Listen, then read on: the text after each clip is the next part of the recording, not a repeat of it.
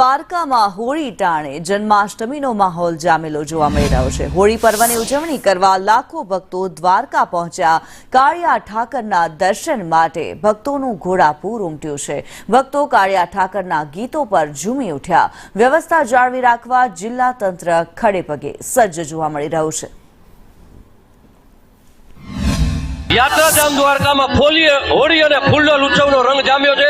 तो आपने देखाड़ी कि आज भक्तों है भगवान द्वारकाधीश ने श्रृंगार आरती करी अंदर अबील गुलाल छोड़ दी रंगे रंगाई गया है। आप जो छो कि भक्तों मोटी संख्या में आवी भगवान गुणगान गाई रहा है, रंगे रंगाई गया है।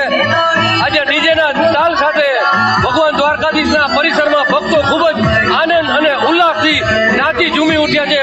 जे पगपाळ आवी ने यात्रिको जे भगवान द्वारकाधीश दर्शन करे छे त्यारे आप जोई शको छो के जे संदेश न्यूज नी टीम अहीं द्वारकाधीश मंदिरे पहुंची है और आपने लाइव दृश्यों बताड़ी रही है कि भगवान द्वारकाधीश भक्तों जे छे ए आनंद थी झूमी और नाची उठी रहा है। तो क्यांक ने क्यांक जे संदेश नी टीम है ए भगवान द्वारकाधीश दर्शन करो लोको जे आवे छे त्यां पहुंची आवी छे।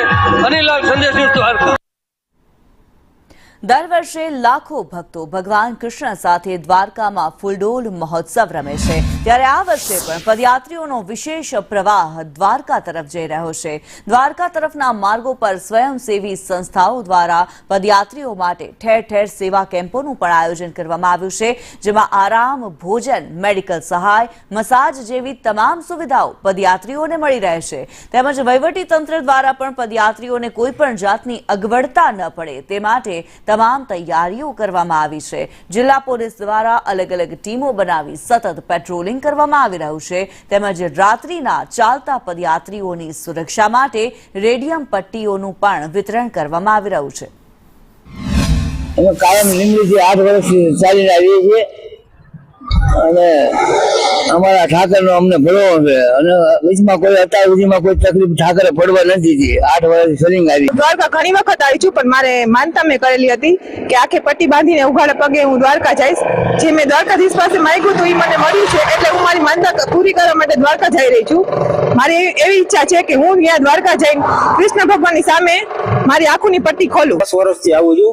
આ વખતે મારી ઈચ્છા એવી હતી કે ઊંધા પગે જાવી મારી માનતા પૂર્ણ કરવા।